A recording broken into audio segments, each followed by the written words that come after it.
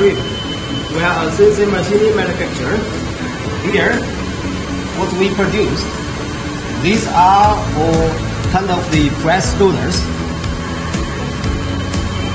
Say it's craftsmanship. From the surface, it's smooth. Usually, what we pay attention to for these parts is parallelism and this concentricity of this roller. I will show you. It looks like shining.